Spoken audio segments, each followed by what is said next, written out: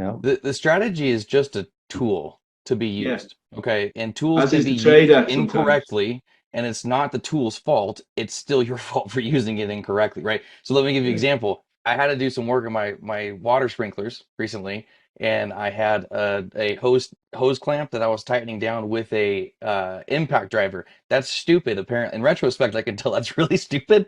But I was just like, I'm just screwing it in. It's really fast. And I'm not going to do it too tight. That broke my hose. It was like this hard piece of plastic. It wasn't the tool's fault. It's my implementation with the tool incorrectly. It's not the right tool for the job, right? Which Somehow is why you we were have being the tool with the tool. You I was tool. the tool. But it's like somebody's using that and saying, "Oh, the reason why my hose is broken is because of the impact driver." It's like, no, it was you that used it. And so Right. when we have a tool, we have a tool for cash flow purposes. We have a tool for growing your accounts really large. We have a tool for diversification and all of those, right? They all come together. But when people possibly, let's just say phase one with these cash flow ideas, right? They start misusing the tool. Mm. Whose fault is it? Right? It's And used for a specific way. There's only so many ways. I don't use an impact driver to drive a nail. So, what are the secrets? How do some of the most successful entrepreneurs find the freedom that we all got into business for in the first place? How did they find the time, energy, and resources to launch and scale strong?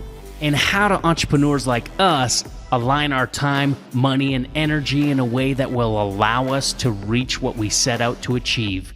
These are the key questions, and this community will give you the answers. Welcome to the Prosperity Movement. welcome everyone to the Prosperity U podcast.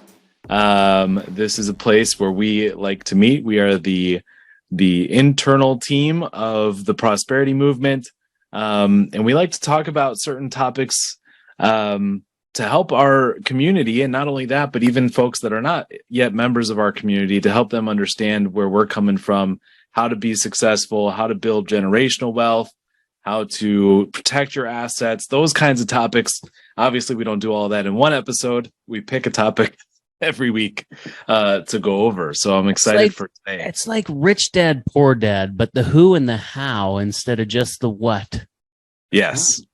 Yes, exactly. So today we've got a good topic. I would say it's very foundational, actually. So when we think about trading as a vehicle to make money, the key to trading is being consistent, right? And part of being consistent is having the right level of confidence. And so I actually want to ask Aaron a little bit about that. And what do you think, Aaron, in terms of the right level of confidence to have consistent results? What does that look like for you? Well, to be honest, I mean, I hadn't even thought of this because I started becoming aware even of trading like over 20 years ago now, right?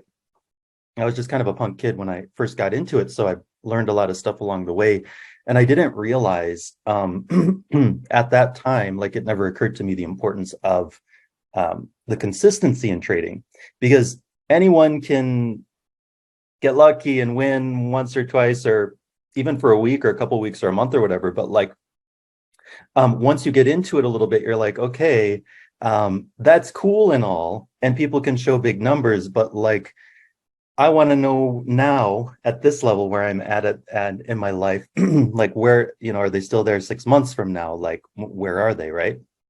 And so as I was going through this whole process myself, and sometimes seeing good results, but then other times like taking big hits and losses, I'm like, I'm clearly not a consistently winning trader. And actually took a lot of work over several years to kind of come down to what that was about, like why that was the case. And it seemed to happen, and I've heard this from a lot of people too, the transition seems to be like a lot of times, even when you've got the strategy down and you're like really doing well with it on demo, but then you switch over to live and suddenly you start losing, right? And you're like, what the heck just happened. In fact, I've had it where I'm like, is the broker changing the charts? Are Right. they? And then I've literally put them side by side, right? Like demo with live, just to see, is this the broker? And it took a long time for me to like come to the conclusion, okay, this isn't the broker, this is me.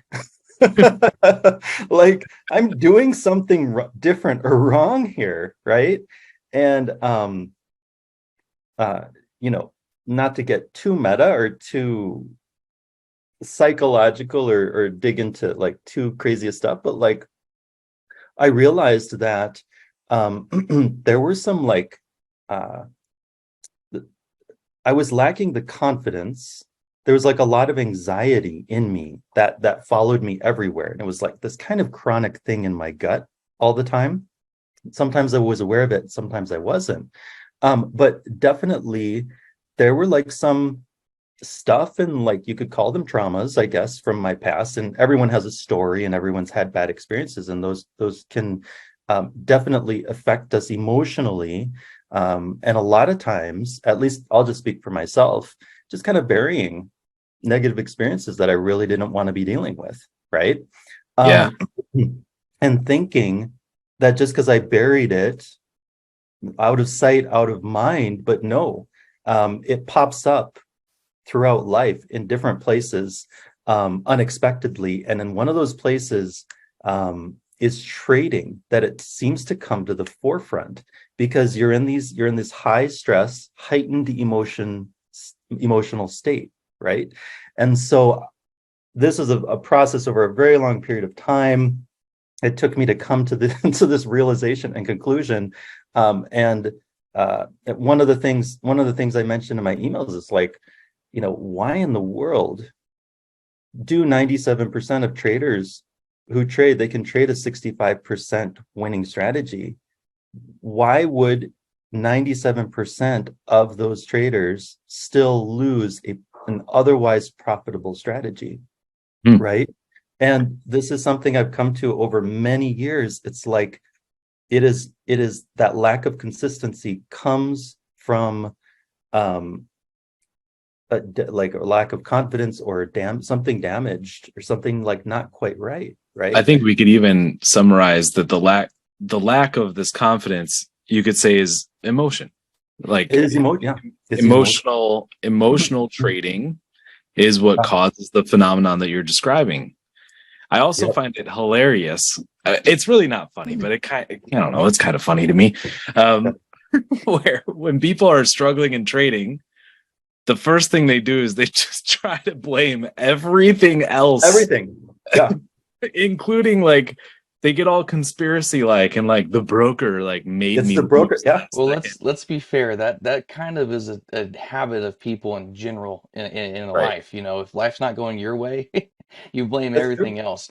And just one thing that's kind of a little off topic here that you just sparked a thought of is I have a friend who posted on Facebook a meme that was like, they say money won't solve your problems.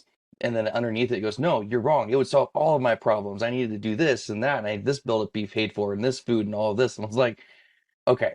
So if the truth of the matter is that this is what almost everybody does. The more money you make, the more bills you have. You get a bigger house, you get more things that you maybe don't need, you get more materialistic, you start buying. Your problem doesn't go away. You just created bigger problems with more income, right? The root of the problem here is for some people it could be a lack of budgeting skills, or their eyes are bigger than their pocketbook kind of thing. For others, it may just be an idea of like they're kind of, they don't believe in themselves to be able to go do something more meaningful or impactful with their lives. Or there's a plethora of reasons of why this might be like money might be an issue temporarily, right? The truth of the matter is there is a solution to get out of that. Okay, there are solutions for everybody to get out of that. And then when they go into something like trading, And there's going to be some hiccups, of course, so you're not going to be perfect right off the bat. Okay. When you go into there, then of course, if it doesn't happen exactly how you want it, as fast as you want it, then there's again, well, there's a problem that's not me. You're outsourcing somewhere else, and that's an emotion, right? It's called pride. And Right. of Yeah. course, a lot of us have been conditioned to believe that too, like the way that we're brought up with our school and the government and everything. It's like you have to go work hard and you've got to do all these things, blah blah blah. And it's all, and the truth of the matter is, well, it kind of is, but just because it's not working perfectly for you right now doesn't mean that it's something else outside of you. Could be. Like I'm trying to think in my head all these different routes that we could go for what's a reason and what's excuse. And so I'm trying to talk to everybody listening. There's some things are actually good reasons, but I think what Aaron is saying is that there probably is a lot more excuse in our own heads and trying to blame outwardly rather than looking inwardly and seeing what you can do to improve, right? And the thing about it, the thing Solve about the that is, problem. yeah, the thing about that is too, man, is in our minds, we think it's legit, right? Like some people, I mean, for at least some of us, right? Like some people are like, think that this is a legitimate excuse. Like they're trying to find, they're not just like specifically, some people do go out and try to find excuses and try to make excuses, but some people, a lot of people, well-intentioned people, I think, don't realize that they're even like doing it. And you know, it comes out of pride and different things like you said, but absolutely dead on. We talk about like you can't overcome a problem, like no point in living in a problem, right? But some people don't realize they have a problem, and if you can't identify a problem, you can't find a solution for it, which is a big problem to have, right? Like some people just they're not aware of it. I was in a coaching session just this last week, and this lady, just absolute sweetheart. She can tell, like you used the word trauma earlier, like her identity has been in so many different areas. Like I'm a mom, I'm a grandma, I'm a farmer, like the list goes on as the things. And she's like, I'm just having such a hard time. I just listened. I just let her unpack the whole thing. Yeah. She's like, I just have such a hard time focusing because while I'm sitting here in front of the chart, I'm thinking of laundry over there. I'm thinking of this over there. And I'm thinking of that over there. And I'm thinking of this over there. And I'm like, keep going. Just just right. Let it all out. And then she finally was like, oh. Because like you just need to talk it out. Now that you know what the problems are, what do we have for solutions? And then I mean we started diving into like getting to the truth of who you are and the identity. I'd rather listen who God says I am than to even in my own mind, right? Yeah. Because there's so many people walking around with I'm not worthy happening as a dialogue in their head. I'm not good enough. I'm a failure. You know, all the things that are happening outside of them. Their identity is in what they're doing, or their identity is in what's happened to them. Their identity is in what's in their bank account. Their identity is in what so-and-so said, whether it was past or present or constantly being said to them. And none of that is true. But the I feel, therefore I am syndrome is real. Mm-hmm. If I feel insert, like I was just having a conversation with Zach yesterday. I'm like, dude, I've been a grump recently, bro. I'm actually kind of feel a little embarrassed about it. I've been super incredibly grumpy on almost every single call that I'm jumping on. This is not who I am. I had to identify it, right? Like, and he's like, oh, don't be so hard on yourself. You got to look at the circumstances. But listen to that. The circumstances, because, hey, guess what? Even life for guys that are making lots of money. Hey, there are billionaires out there that have they're in a relationship where they're with a disgruntled wife, or they have somebody in their life like like whether it's a woman or a man these days, just saying you don't even know anymore, that is making your life really challenging. And that can really soak, like you bring that wherever you go. More you don't have to, but most people do, right? And it's just the reality of it. And by the way, I'm old fashioned, and I believe what the Bible says about a man has a penis and a woman has a vagina. Just saying, just had to throw that out there because there's a lot of people even identifying as cats in school nowadays. Just saying. But anyways, yeah. So James, I do want to. I know you raised your hand a while back, so go ahead. Like, what is this about? I think it's about consistency with what we were talking about in emotion. Yeah, I liked Brian's words from last week where he used the word solutionary. And I think I would put myself in that category. I wouldn't have used that term prior to hearing it from Brian. So thanks for that, Brian. But generally, every time I've had someone come to me and say, the strategy, this, and then that happened, and then the strategy, and it's the strategy, and it's your fault on the strategy. And I say, do me a favor, open up your statement. Demo or real, I don't care. Open up a statement. Let's scroll back on the chart. Show me how that statement agrees with that strategy. And it doesn't. There's not a trade on there. There's a buy entry. Is that on your statement? No. Where's your entry? Miles away. What are you doing? It's not the strategy, is it? So what are you, like, if you got a pin and you do, oh, well, when it gets to there, you know, you're sticking a pin in your computer screen. How are you picking these trades? Because it really isn't the strategy. And when you point that out to people, then you're taking them to task. And whatever you think is an excuse, whatever you think is a reason, shut up, wipe your nose, and there is the real answer right there. And the strategy is just a blue tool. and red, green and red, whatever color you want to call it. There's the answer. You're not doing it. Yeah. Yeah. The strategy is just a tool to be used. Okay. And tools As can is be the trader used sometimes. incorrectly, and it's not the tool's fault. It's still your fault for using it incorrectly, right? So let me give you an example. I had to do some work on my water sprinklers recently, and I had a hose clamp that I was tightening down with a impact driver. That's stupid. Apparently, in retrospect, I can tell that's really stupid. But I was just like, I'm just screwing it in. It's really fast. And I'm not going to do it too tight. That broke my hose.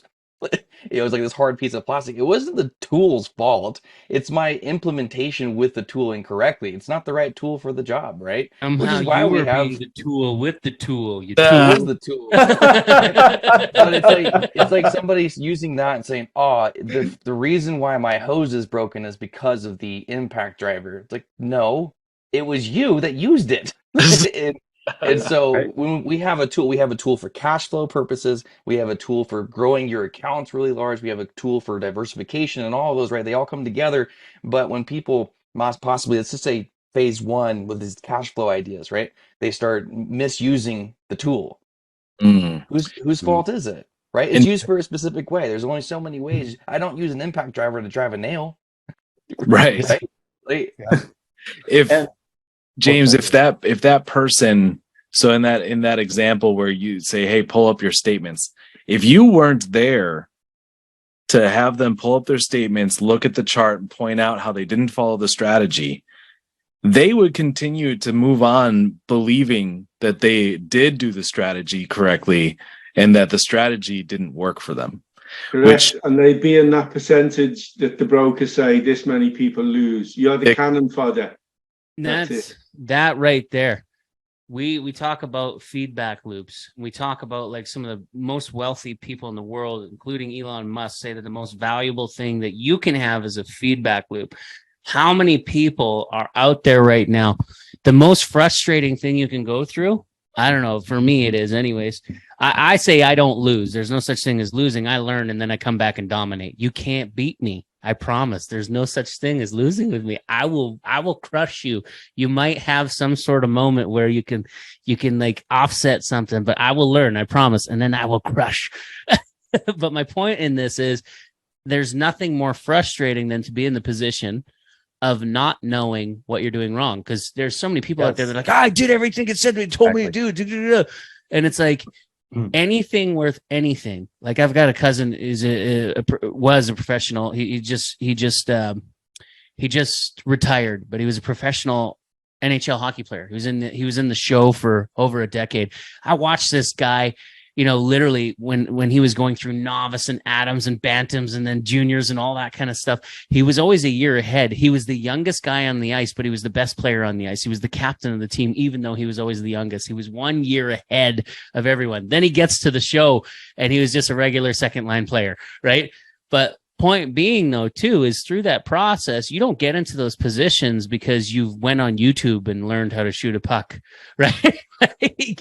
he practiced relentlessly every day, and he was surrounded by really amazing mentorship. He also paid extra. His parents paid extra for really amazing mentorship. Went to some of the best hockey schools out there. This is like, right? So when people come over here, what do they get that's different than just being on YouTube? You get a feedback loop, a true feedback loop to show you the errors of your ways so that you can expedite your process to excellence, right? And that's the whole point here is the big problem is that I would say that 92, 97%, whatever the percentage is of people that are out there trying to learn right now are doing it all by themselves with an element of pride and ego. And then the interesting thing is that they'll learn a strategy and they'll play around with it for, a few weeks, few months.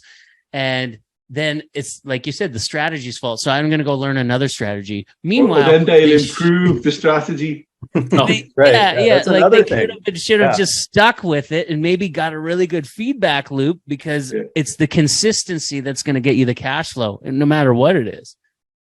Yeah. To get consistency, you've got to give consistency, and that's the way of it. We're in a fortunate position with our live trading sessions in that we've got. I've used the term a few times in the sessions now, and I've said I'm happy to be judged by a jury of my peers. But did I not say this? And did I not say that? And is that not that right there on the charts? And, for me, that's it. The proof's in the pudding then. So if you're there saying, well, I didn't get it, it didn't work for me. Well, we're all here together. It worked for us.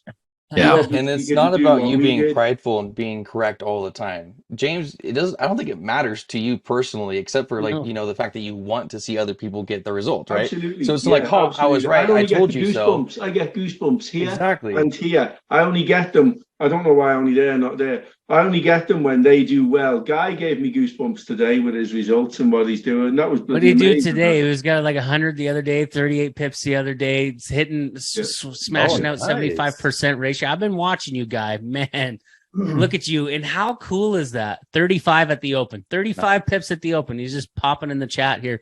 35 pips at the open. That's so like watching this consistency. How long has Guy been with us now, Zach? And how long has he struggled? Let's be real. So he's been with us from the beginning.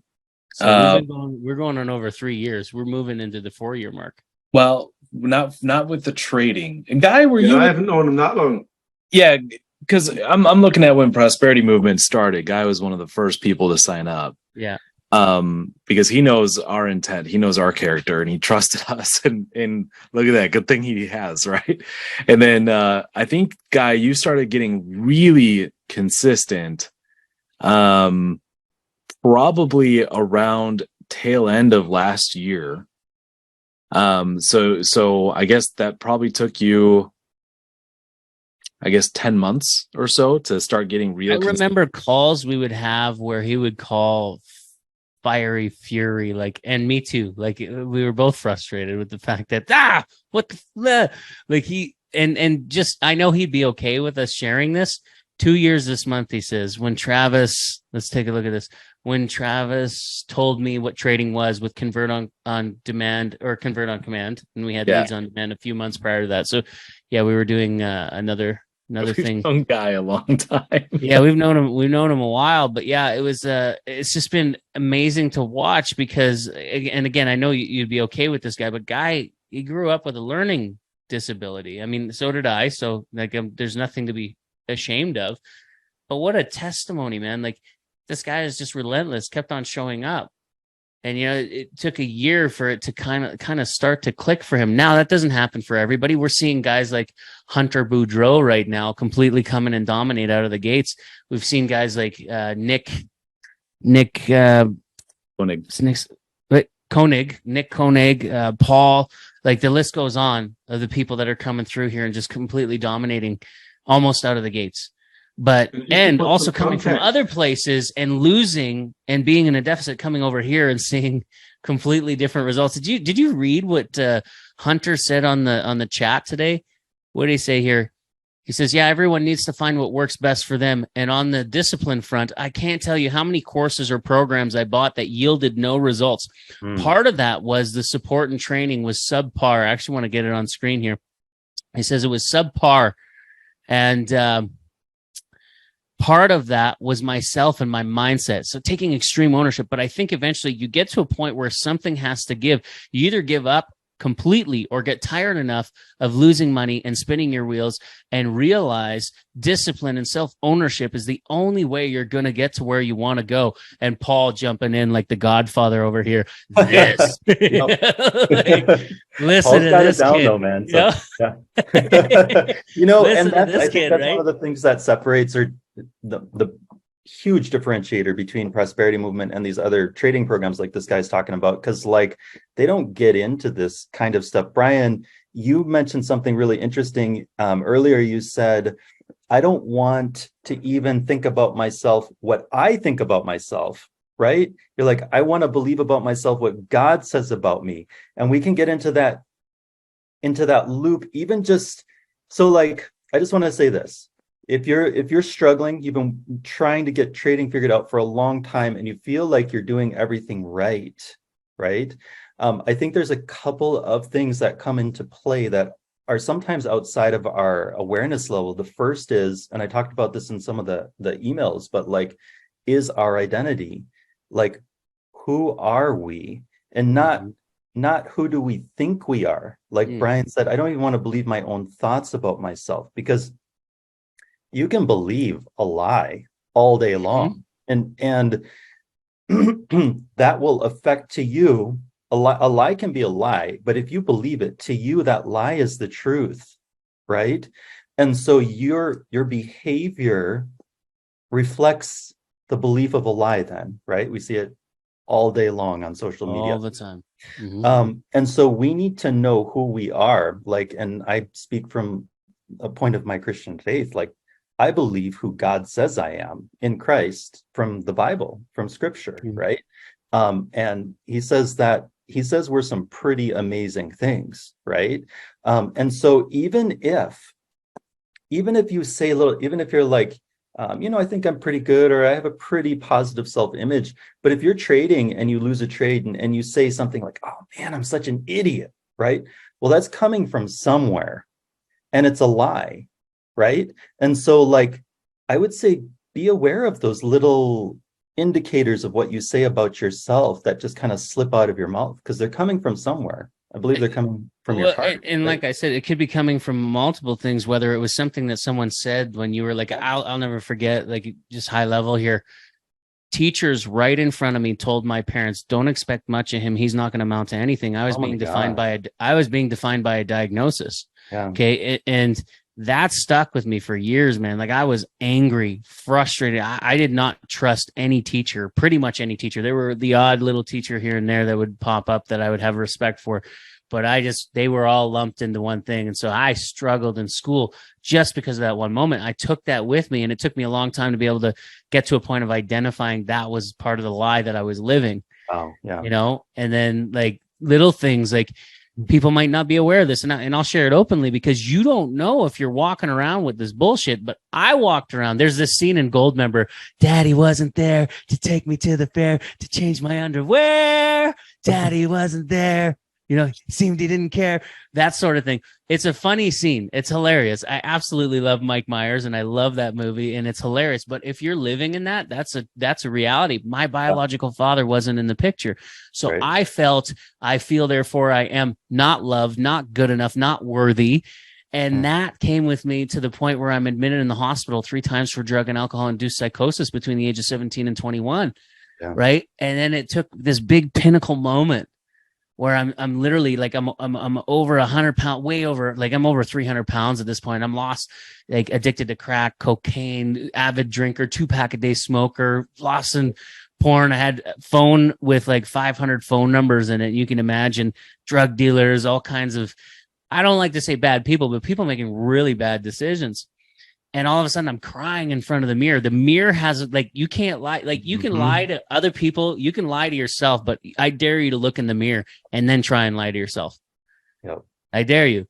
So I'm like, literally look into your eyes when you're looking at yourself in the mirror. Exactly. So this is what I'm doing in the mirror, and I'm looking at myself. I'm like, God, and like, I'm having a conversation. Like, God, I know you want more for me. This is not the life you want for me. And all of a sudden, like I didn't hear Morgan Freeman voice or anything like that coming from the sky, but God speaks in conviction. He speaks in prompting. He speaks in, through other people. Like you've got to be able to discern through that. But all of a sudden I had this prompting that I have these 500 phone numbers on my phone. Hey, Brian, you got to delete all those phone numbers. You got to get a new phone number. No calls going out, none coming in. And I walked into the gym the next day. I remember seeing all these beautiful people and how happy they were. I'm like, I'm going to do this. I'm going for it. Started playing with the weights. It hurt too much. So I went to the work on the treadmill and stuff. And then all of a sudden, 6 months later, I had personal trainer, high leveling it here. Lots of people got involved, got given a book called Body for Life by Bill Phillips. I lost over 100 pounds. Wow. In 6 months. I had been on medication my entire life, defined by diagnosis. Check this out. This is what it was. This guy right here, lost inside himself. So all of a sudden, this is the outcome. Wow. Of just a consistency of walking into the gym every single day. And you can do that with anything. It doesn't matter. Like the difference, like everybody on this call has some form of addiction, whether it's the way that you talk to yourself in a negative way, could be your phone, could be alcohol, could be drugs, could be anger, could be fury, right? Like we have addictions that we need to be able to identify to be able to find solutions to problems, right? To be able to overcome those things. If you can't identify it, you can't overcome it. Right. And so whether or not that's in your health, your time management, your relationships, your finances, your trading, like you've got to be able to identify these things so that you can become the solutionary that you were created to be. And that's a whole nother, podcast session on the story of the talents, but I digress. There's so much jam and all that stuff. I think the topic of addiction is actually pretty pertinent because we do hear a lot of people say, like if they go through like a revenge trade situation, one thing that we hear them say is like, I just couldn't stop. Do is they disempower themselves by saying something like that. The reality is you were lacking discipline in that particular situation. So it's not that they were addicted to revenge trading. I'm not trying to say that. But it's a similar, I don't want to say it's similar. That's probably not the right respectful way to say it.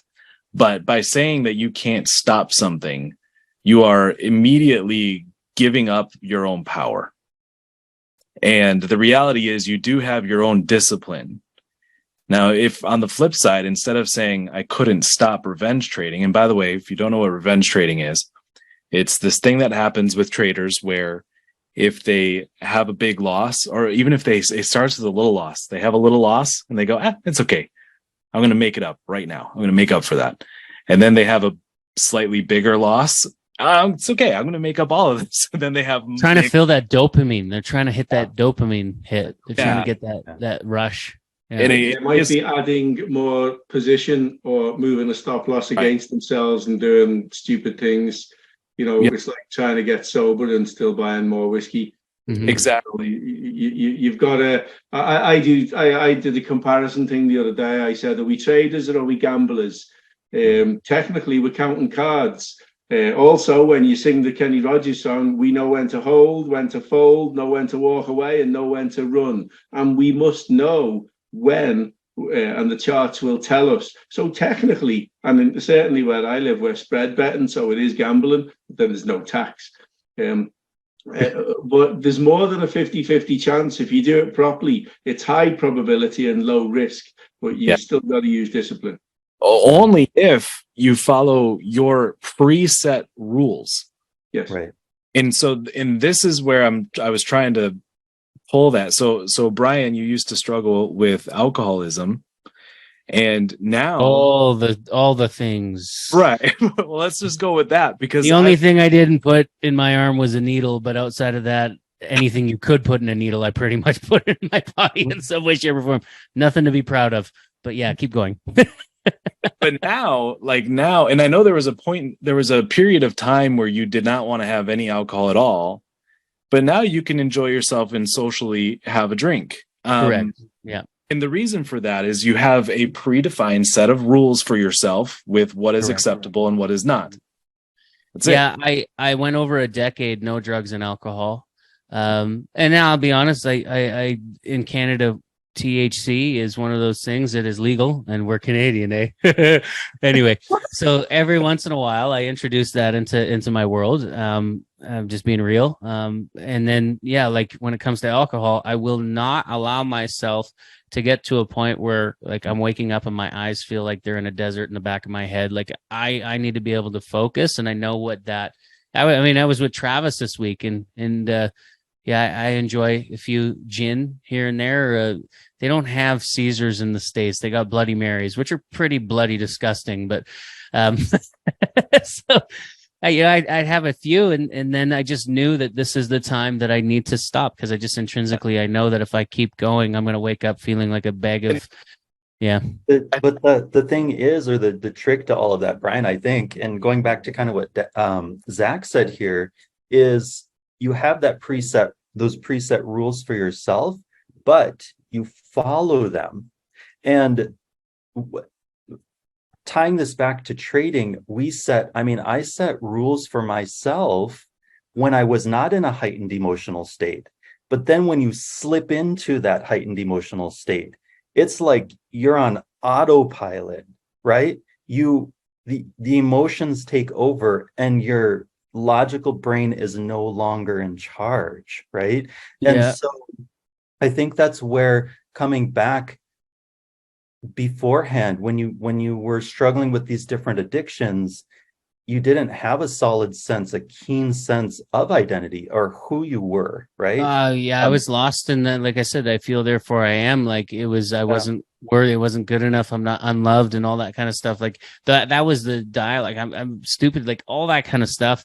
I'm a failure. That was what I was constantly living in.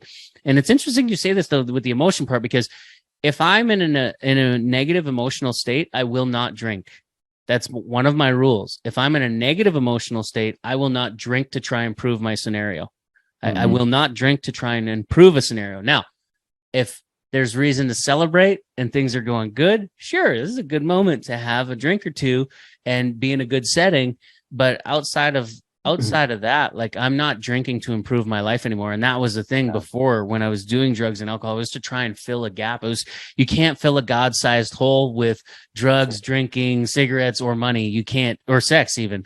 Like, I'm be honest, that's another one of my things. All of a sudden I lose all that weight and I let go of the drugs, but now doors were starting to open. Women that wouldn't open the door for me before were now opening the door, and everything else.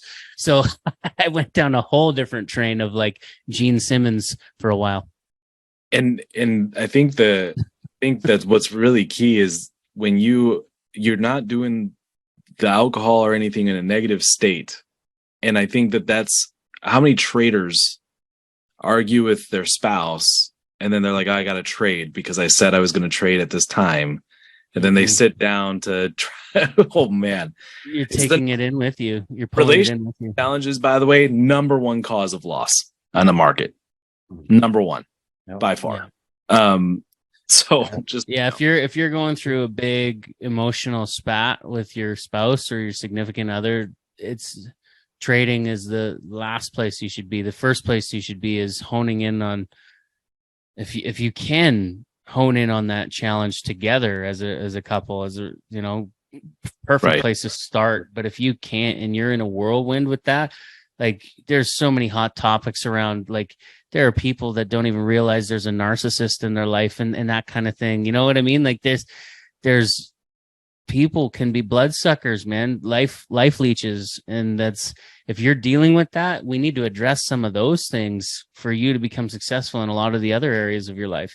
How many people here, you don't even realize you're in a toxic relationship. You're all of a sudden 50 to 80 pounds heavier than you should be. And you're wondering why, like what kind of whirlwind spiral are you in? Like we all hear about the dad bods and all that kind of stuff. Well, that is unnecessary. It shouldn't be happening. If it is, what's causing it? What is causing it? Yes, it's your habits of, James would say, there's a chocolate bar in the cupboard and it's there. I have the discipline to leave that alone. My wife doesn't. Right? He says, but so what is triggering that? Like now we know the problem is that I'm eating too much or I'm eating all of the wrong things. But deeper than that, why? Yeah. Why do I not have discipline? What's causing to trigger me to do this? You Right? know, Right. a cool I thing think about of- this that you're saying right now too is I think that one of the most unidentified thing, I can't think of the word right now, things that people need to do in order to get to the next step in their life and their journey with their goals, right, is to address the need for change. Like I don't know any success story of any level, moderate, high, any in between, doesn't matter, any that people didn't make changes with their life in general. That's Okay. good. Yeah. Okay. And one of the guys that I follow a lot, I think one of the coolest things that he said that stuck out to me was he goes, I'm not going to offer you a scam. And a scam is defined by anything promising to change your life without you having to make changes, Mm. which I think is pretty cool because all we're talking about so far on this is it's not so much how do you push a button to trade, it's how do you change your Yeah. way of thinking, maybe some bad habits. How do you change the necessary things that need to change in order to see the changes you want? Again, this goes back to the let's address the problem. Your money is not your problem. Your problem is what got you to a point where you don't have enough. Okay, we gotta go figure out what that problem is. Right. And so, Mhm. Yeah. And how are you labeling yourself? Like, let me give you an example. Right. Okay, we're talking about addiction. Do you actually consider yourself an addict? Because those 12-step programs, like the Bible says that I am is the most powerful thing you could ever say. Anything you put after it becomes true. And so now if you're labeling yourself an addict, once an addict, always an addict. Yeah. How much guilt and shame is associated with that? And how much are you going to live in that torment for the rest of your life? You're basically in bondage to that label. I know that God would never label me an addict, and I never did take that label. I had an addiction to this, or I have an addiction to this. Now I have control. Mhm. The addiction doesn't have control of me. I have control of the addiction so long as I can label it properly. What's the difference between addiction and ambition? It's simply where you point your energy. And there's a small little line of like, you can take that energy of addiction. Like what did I do? Instead of doing crack and cocaine and drinking avidly and 2-pack a day smoking, I just shifted to going to the gym first thing in the morning and first thing after work, and boom, I just replaced it. It was replaced with something positive. So cool. You have an addiction to something, great. Identify it and then replace it with something proactive. Yeah. And I think a lot of it too comes down to, I mean, some people watching right now, their eyes may be being opened, just being aware of it. Like awareness is huge, right? And it's not just, so identity is what it's like this balance between how our identity and our mindset and our thoughts affect our action, and how we like there's this thing in copywriting, right, Zach, where Chris Rochler talks about it. He talks about emotions and feelings are different.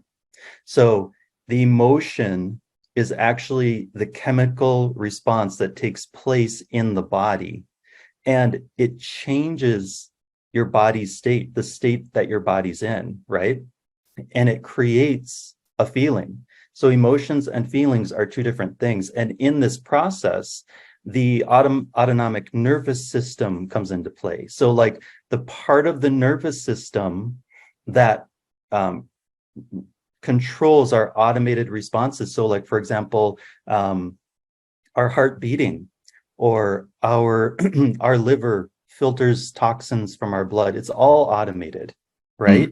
When we slip into kind of like that automated state of mind, a trauma can trigger, right? Because it's actually in our body's DNA. They've shown scientifically, like it is reflected in the DNA of our body. It can even be passed from parents to offspring, right? We can be 100%. born with genetic, Generational. generational, exactly. And so just being aware of that too. Like there are certain processes that our bodies go through. So this isn't just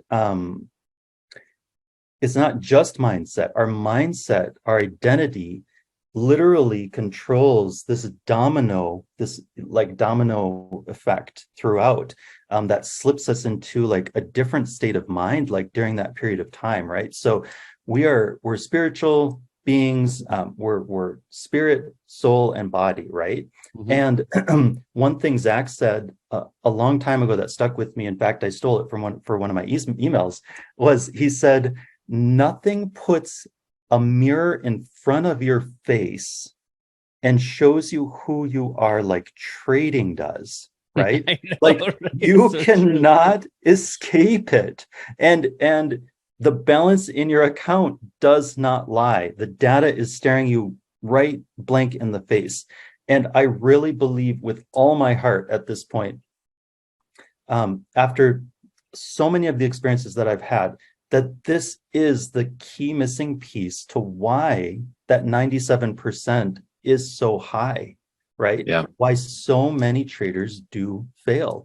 They get stuck in these loops. So it's like, if you're having trouble with discipline in your trades, you got to dig deeper. You've got to look for like, why do I keep doing this? Why do I keep repeating this pattern, right? And it can be as simple as something that happened to you. Like most of us have dysfunctional upbringings, right? Many, 50%, maybe it's over now, have been through some sort of divorce. I know I have, and it's definitely affected me. Like all these different things that happen throughout our life. And what do? We repress. Well, that's got to go somewhere, right? And the answer is, it goes into our cells, and it goes into our sense of identity of who we are, right? It affects our mindset. It affects everything. You marinate in it in some way, shape, or form, right? Right. But the interesting thing is you ultimately have power over it. It's not supposed to have power over you. You allow it to have power over you, but you do have the power. Like even in my parenting, like I had enough power yesterday to identify it with Zach. I was like, dude, I feel like that grumpy guy in the garbage can on Sesame Street, Grouch, whatever. Right now, like I genuinely like this is how I feel, and this is what's been manifesting itself on these calls. And like I have to shift this. Like, so I had to identify it, right. And even as a dad, like I hang out with my kids, and I'm dealing, and I'm getting frustrated because the kids aren't listening or whatever the case, and they're just being kids, right.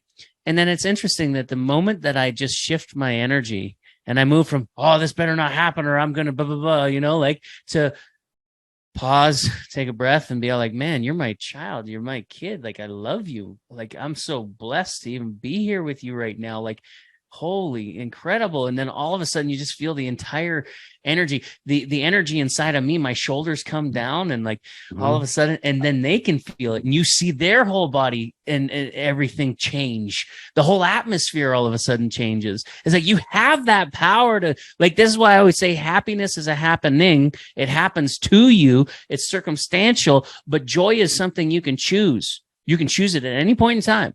Doesn't matter what's happening. You can change the channel. Beautiful about this. That's what's so beautiful about all of this. That God has given us the ability to choose. Gift of decision. That's right. Gift of decision. Yeah. That's right. Yeah. You have the choice. You can choose at any time, right here, right now. You can make a choice. This is it. I'm done living this way, or it's time to make a change. It's time to implement something new. It's time to surround myself with the right people, understanding that power is in proximity, right? It's time for me to, hey, I had to delete all 500 phone numbers, get a new I got a new 5 in here. I'll go filter through that here soon. But look at what's on screen right now. When they say that the 5 people you spend most time with, that's a direct reflection of pretty much every aspect of your life, including your bank account. It's interesting. Like this is I got my 5 right here, like, and the prosperity movement has 5 by 5s, 5 by 5s upon 5s by 5s, man. Like it's one of those things where if you have not thought about these moving elements, it's something that we need to assess, address, and take action on. And you can, and you should. So, yeah. Because I guarantee it. Oh, sorry, Zach. No, you're good. I was going to say, Oh, go So ahead. talking about consistency, right? Like as we're kind of wrapping up, I think we've talked about having discipline, a preset of rules before you trade, avoiding negative emotions or emotions in general when you trade. These are all different things that we've kind of covered. One of the things I always like to say is consistency in trading is not about winning. It's about not losing. And everything that we just talked about was advice on how not to lose. Right. That's what it's about. It's just about how not to lose by getting your identity straight, by following all these things that we've been talking about on this podcast. And so sorry, Aaron, I didn't mean to interrupt. Conditioned. We were conditioned for that, Zach. We were conditioned because when you go to school, you get a big F, big red F on your papers, and that's like the end of the world. It's Right. like, That's horrible. How dare you, you failure.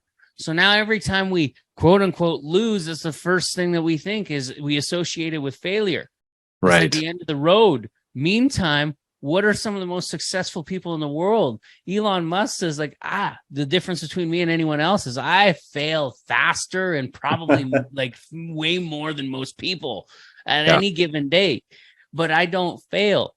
I don't lose. I learn. So it's just a perspective shift. It's again, the difference between addiction and ambition. I'm just going to shift my energy. I'm going to shift my focus on it. I don't lose. I don't lose. I don't know about you.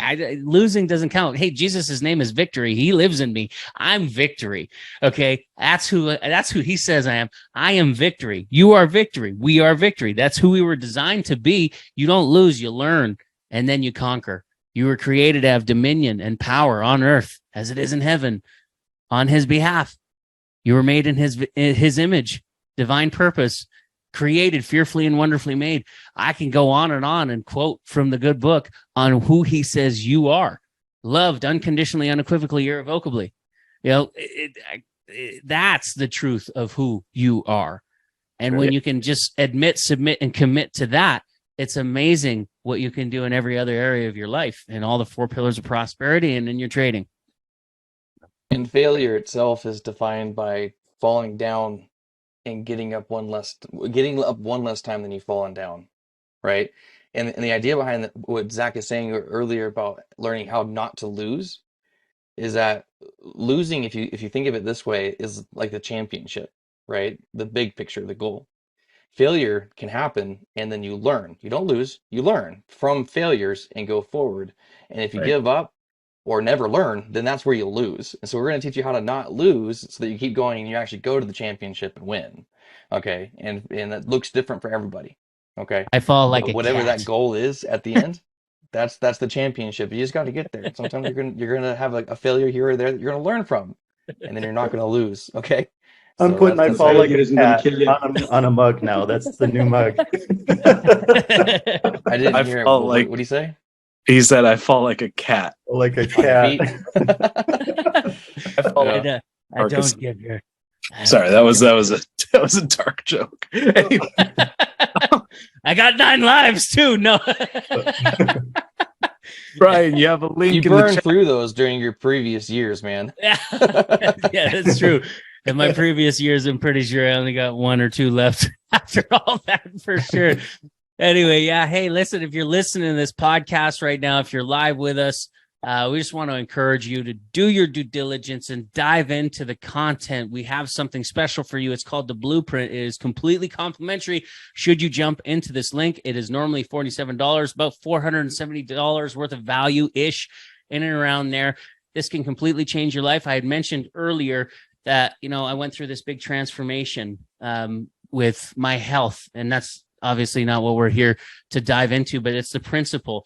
I read a book. It was called Body for Life by Bill Phillips. In that book, it prepared my mind and it prepared my heart. And then all of a sudden my results soared, lost over 100 pounds in 6 months. And the list goes on. The blueprint is very similar to that concept. It's going to prepare your mind. It's going to prepare your heart. It's going to give you everything you need to succeed in your trading journey, including aligning you with a championship team that is going to help you back engineer your dreams. All you got to go do is click on go or type out go.prosperitymovement.online/prosperity team. Book a time in the calendar. Take it seriously. Go through the material. It's 3 hours worth of material. You can watch it at 2x speed. If you've never taken a weekend course, which I believe that's very far and few between. So many people will take a weekend course to be able to, get a little piece of certification that'll help them earn a little bit more money. Put in that time. Jump on a call. See what your options are. We've made it very attainable for the average Joe and Jane. We're talking about maybe a hot date once a month worth of investment in regards to money. Not McDonald's, dinner, movie, wine. Yeah, to get access to 6, 7, and 8 figure earners for them to help you guide you to your goals. It is unparalleled support. You're not going to find this anywhere. Jump in now. And I believe that we're extending for one more week as we launch into September, as we launch into the fall, I think we're reduced our tuition about 47%. It's the lowest it's ever been, the lowest it's ever going to be. If there's ever been a time to jump into that calendar, today is the day. Now is the time to stop drifting and start accelerating into your excellence in the mighty name of the kingdom. Let's go. Thanks, guys. We'll see you guys. Woo! Bye.